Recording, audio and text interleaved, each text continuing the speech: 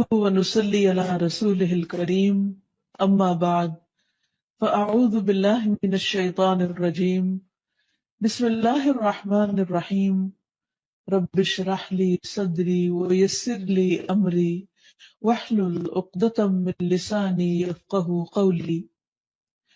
آج ہم انشاءاللہ اللہ سبحانہ وتعالی کے نام المنان پر بات کریں گے۔ المنان، بہت زیادہ احسان کرنے والا، بے انتہا احسان کرنے والا، جس کے احسانات کی کوئی حد و انتہا ہی نہیں۔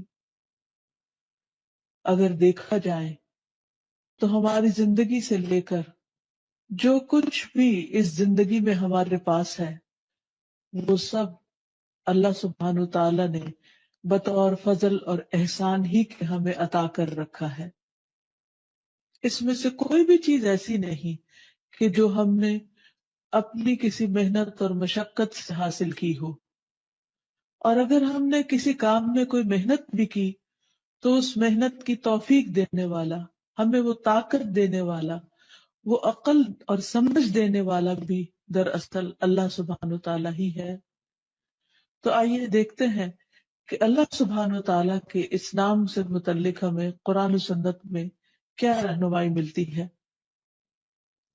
سب سے پہلی بات تو یہ کہ اللہ تعالیٰ کا یہ نام اسم اعظم بھی شمار کیا جاتا ہے، یعنی ایسا نام کہ جس کے ساتھ اگر دعا کی جائے تو دعا قبول ہوتی ہے۔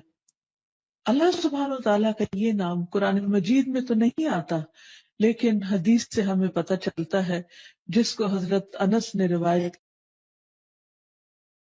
کیا ہے کہ ایک شخص نبی صلی اللہ علیہ وسلم کے قریب نماز پڑھ رہا تھا۔ جب وہ نماز سے فارغ ہوا تو اس نے دعا مانگی، اللہم انی اسألک بأن لک الحمد لا الہ الا انت المنان بدیع السماوات والارض یا ذا الجلال والاکرام یا حی یا قیوم، جس کا معنی ہے، اے اللہ میں تجھ سے سوال کرتا ہوں اس لیے کہ ساری تعریف تیرے ہی لیے ہے، تیرے سوا اور کوئی معبود نہیں، اور تو بہت زیادہ احسان کرنے والا ہے۔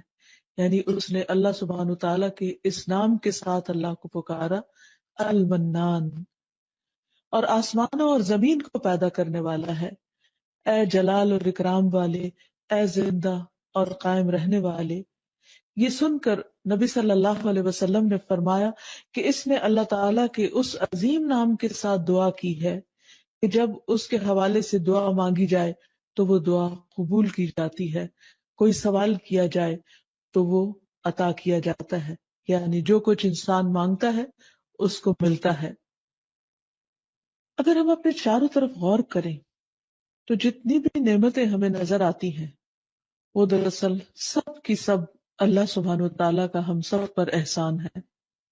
ان میں سب سے پہلی نعمت زندگی کی نعمت ہے۔ قرآن مجید میں اللہ تعالیٰ فرماتے ہیں، وَهُوَ الَّذِي أَحْيَاكُمْ ثُمَّ يُمِيتُكُمْ ثُمَّ يُحْيِيكُمْ إِنَّ الْإِنسَانَ لَكَفُورٌ، وہی تو ہے جس نے تمہیں زندگی دی، پھر تمہیں موت دے گا، پھر تمہیں زندہ کرے گا، بے شک انسان یقیناً بہت ناشکرا ہے۔ یعنی اللہ تعالیٰ نے اس کو زندگی دی اور وہ زندگی دینے والے ہی کا شکر ادا نہیں کرتا، اسی کا وفادار نہیں بنتا، اسی کا اطاعت گزار نہیں بنتا۔ پھر اس کے بعد جسم کی شکل میں جو نعمت ہمیں ملی، سارے کے سارے اعضاء، ان میں سے ایک چھوٹے سے چھوٹے بال سے لے کر ایک بڑی سے بڑی ہڈی تک، سب کچھ اللہ ہی کا دیا ہوا ہے۔ اگر ان میں سے کوئی ایک چیز اللہ تعالی نہ بنائے ہمارے لیے تو ہم خود اس کو بنانے والے نہیں، اور دنیا بھر بھی مل کر اس جیسی کوئی چیز بنا نہیں سکتا۔ مصنوعی اعضاء لگائے جاتے ہیں، مصنوعی دانت لگائے جاتے ہیں، لیکن اصل اور نقل کا کوئی مقابلہ نہیں۔ جہاں تک آنکھ، کان اور دل کی نعمت کا تعلق ہے تو اسے خاص طور پر قرآن مجید میں منشن کیا گیا ہے۔ فرمایا، قُلْ هُوَ الَّذِي أَنشَأَكُمْ وَجَعَلَ لَكُمُ السَّمْعَ وَالْأَبْصَارَ وَالْأَفْئِدَةَ قَلِيلًا مَا تَشْكُرُونَ، آپ ان سے کہیے کہ اللہ ہی ہے جس نے تمہیں پیدا کیا اور تمہارے کان، آنکھیں اور دل بنائے مگر تم کم ہی شکر ادا کرتے ہو۔ اسی طرح جسمانی صحت عطا کرنے والا بھی اللہ تعالیٰ ہی ہے۔ نبی صلی اللہ علیہ وسلم فرماتے ہیں کہ دو نعمتیں ایسی ہیں کہ جن کے بارے میں بہت سے لوگ دھوکے میں ہیں اور خسارے میں ہیں، ان میں سے ایک صحت اور دوسری فراغت، کہ انسان ان نعمتوں سے، اللہ تعالیٰ کے ان احسانات سے صحیح فائدہ نہیں اٹھاتا۔ پھر اسی طرح اللہ تعالیٰ نے ہمیں رہنے کے لیے گھر دیے اور ان گھروں کو باعث سکون بنایا۔ ہم دیکھتے ہیں کہ جانوروں کے پاس بھی گھر ہوتے ہیں، لیکن کہاں ان کے گھر اور کہاں انسانوں کے گھر۔ یہ اللہ سبحانہ تعالیٰ کا کتنا بڑا احسان ہے کہ اس نے انسان کے لیے ایک خاندان بنایا اور پھر اس خاندان کو اکٹھا مل کر رہنے کے لیے جگہ عطا کی، سفر میں بھی اور حضر میں بھی کیسے کیسے بہترین انتظامات فرمائے۔ ارشاد باری تعالیٰ ہے واللہ جعل لکم من بیوتکم سکنا وجعل لکم من جلود الانعام بیوتا تستخفونها یوم ظعنکم ویوم اقامتکم ومن اصوافها واوبارها واشعارها اثاثا ومتاعا الی حین۔ اللہ نے تمہارے لیے تمہارے گھروں کو جائے سکون بنایا اور چوپایوں کی کھالوں سے تمہارے لیے ایسے گھر یعنی خیمے بنائے جنہیں تم نقل مکانی اور قیام دونوں حالتوں میں ہلکا پاتے ہو، یعنی ہلکے پھلکے گھر ہیں تمہارے، اور ان کی اون، پشم اور بالوں سے تمہارے لیے گھر کا سامان اور کچھ مدت کے لیے معیشت کا ذریعہ بنایا۔ یعنی اللہ تعالیٰ نے جانوروں کے ذریعے تم پر بے شمار احسانات کیے کہ ان کا گوشت بھی کھاتے ہو، ان کا دودھ بھی پیتے ہو، اور ان کی ہڈیوں کو بھی استعمال کرتے ہو، اور ان کی کھالوں کو بھی، اور ان کے بالوں کو بھی، اور اون کو، ان ساری چیزوں کو تم اپنی ضروریات زندگی میں استعمال کرتے ہو۔ یہ سب کچھ کس نے پیدا کیا؟ اور ایک جانور کے اندر اتنی بے شمار چیزیں انسان کے فائدے کے لیے، اور پھر کچھ جانوروں پر سواری کا انتظام بھی کیا، اور ایسی ایسی جگہوں تک انسان کو پہنچایا جہاں انسان اگر خود اور اپنا سامان سر پہ اٹھا کے جاتا تو سخت مشقت میں پڑ جاتا۔ اسی لیے سواریوں کا بطور خاص ذکر کرتے ہوئے اللہ کا شکر ادا کرنے کو کہا گیا۔ وَالَّذِي خَلَقَ الْأَزْوَاجَ كُلَّهَا وَجَعَلَ لَكُم مِّنَ الْفُلْكِ وَالْأَنْعَامِ مَا تَرْكَبُونَ لِتَسْتَوُوا عَلَى ظُهُورِهِ ثُمَّ تَذْكُرُوا نِعْمَةَ رَبِّكُمْ إِذَا اسْتَوَيْتُمْ عَلَيْهِ وَتَقُولُوا سُبْحَانَ الَّذِي سَخَّرَ لَنَا هَذَا وَمَا كُنَّا لَهُ مُقْرِنِينَ وَإِنَّا إِلَى رَبِّنَا لَمُنْقَلِبُونَ۔ اور جس نے تمام مخلوق کے جوڑے بنائے، نیز تمہارے لیے کشتیاں اور چوپائے بنائے جن پر تم سوار ہوتے ہو تاکہ تم ان کی پشت پر جم کر بیٹھ سکو، پھر جب اس پر ٹھیک طرح بیٹھ جاؤ تو اپنے پروردگار کا احسان یاد کرو اور کہو پاک ہے وہ ذات جس نے ہمارے لیے اسے مطیع کر دیا اور ہم اسے قابو میں نہ لا سکتے تھے۔ بلا شبہ ہم اپنے پروردگار کی طرف لوٹنے والے ہیں۔ یعنی انسان جب ان جانوروں پر بیٹھے اور سواری کرے تو خصوصاً اللہ تعالیٰ کا شکر ادا کرے۔ پھر اسی طرح سمندر میں اس نے کشتیاں چلائیں تاکہ وہاں بھی انسان اپنے دنیا کے کام کاج کے لیے ایک علاقے سے دوسرے علاقے تک بسہولت سفر کر سکے، اور اس پر بیٹھ کر بھی دعا سکھائی کہ سبحان الذی سخر لنا ھذا وما كنا له مقرنین وانا الی ربنا لمنقلبون۔ تو حقیقت یہ ہے کہ یہ تمام چیزیں پیدا کرنے والا بھی اللہ ہے اور انسان کو عقل دینے والا بھی وہی ہے۔ یہ سراسر اس کا احسان ہی تو ہے۔ پھر اسی طرح زندگی کو باقی رکھنے کے لیے، قائم رکھنے کے لیے کھانے پینے کے انتظامات فرمائے، حلال رزق عطا فرمایا۔ فرمایا فَكُلُوا مِمَّا رَزَقَكُمُ اللَّهُ حَلَالًا طَيِّبًا وَاشْكُرُوا نِعْمَةَ اللَّهِ إِن كُنتُمْ إِيَّاهُ تَعْبُدُونَ۔ بس اللہ نے جو تمہیں حلال اور پاکیزہ رزق دیا ہے اسے کھاؤ، اگر تم اسی کی بندگی کرنے والے ہو تو تم اللہ کی نعمت کا شکر ادا کرو۔ گویا کھانا بھی عبادت ہے اگر انسان اس کو کھانے کے بعد اللہ تعالیٰ کا شکر ادا کرتا ہے۔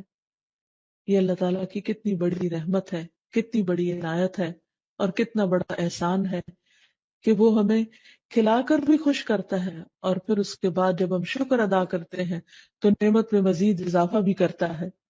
پھر اسی طرح آسمان اور زمین سے اس نے رزق کے دروازے کھول دیے ہیں، اور صرف کھانے پینے کی شکل میں نہیں، بے پناہ چیزیں اس نے انسان کے لیے پیدا کی کہ جن کو انسان گننا چاہے تو گن نہیں سکتا۔ فرمایا یا ایھا الناس اذکروا نعمت اللہ علیکم هل من خالق غیر اللہ یرزقکم من السماء والارض لا الہ الا هو فانا تؤفکون۔ لوگو، اپنے آپ پر اللہ کے احسان کو یاد رکھو۔ اللہ کے سوا کیا کوئی خالق ہے جو تمہیں آسمانوں اور زمین سے رزق دے؟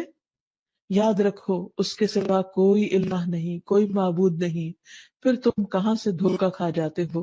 یعنی سارے احسانات تو اس نے تم پر کیے ہیں، اور پھر تم اس کی اطاعت نہیں کرتے۔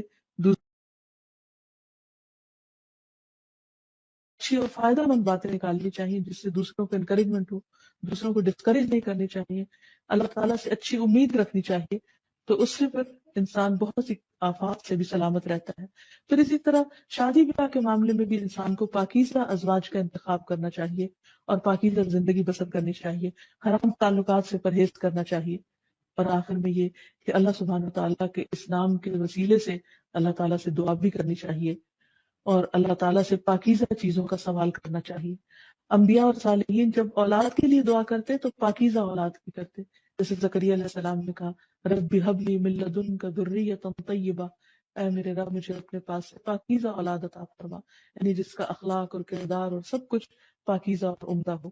پھر اسی طرح یہ ہے کہ کھانا کھانے کے بعد اللہ تعالیٰ کا شکر ادا کرنا چاہیے اور اللہ تعالیٰ کی تعریف کرنی چاہیے۔ آپ یہ دعا پڑھا کرتے تھے الحمد للہ کثیرا طیبا مبارکا فیہ غیر مکفی ولا مودع ولا مستغنى عنہ ربنا۔ تمام تعریفیں اللہ کے لیے، بہت زیادہ پاکیزہ، برکت والی، ہم کافی نہیں سمجھتے نہ اس کو ترک کرتے ہیں، اور اے ہمارے رب نہ ہم اس سے بے پرواہ ہو سکتے ہیں، یعنی پاکیزہ تعریف تیرے لیے، اور جتنی بھی کریں اتنی ہی کم ہے۔ پھر اسی طرح ہمیں صبح کے وقت خاص طور پر دن کے آغاز میں اپنے لیے پاکیزہ رزق کی دعا کرنی چاہیے، نبی صلی اللہ علیہ وسلم کی سنت کی پیروی کرتے ہوئے۔ حدیث میں آتا ہے کہ نبی صلی اللہ علیہ وسلم فجر کی نماز کے بعد جب سلام پھیرتے تو یہ دعا مانگا کرتے تھے اللہم انی اسألک علما نافعا، اے اللہ میں تجھ سے نفع مند علم کا سوال کرتا ہوں، ورزقا طیبا، اور پاکیزہ رزق کا، وعملا متقبلا، اور قبولیت والے عمل کا۔ تو اللہ سبحانہ وتعالی ہمیں دنیا اور آخرت میں پاکیزہ زندگی بسر کروائے۔ وآخر دعوانا ان الحمد للہ رب العالمین۔ سبحانک اللہم وبحمدک اشہد ان لا الہ الا انت استغفرک واتوب الیک۔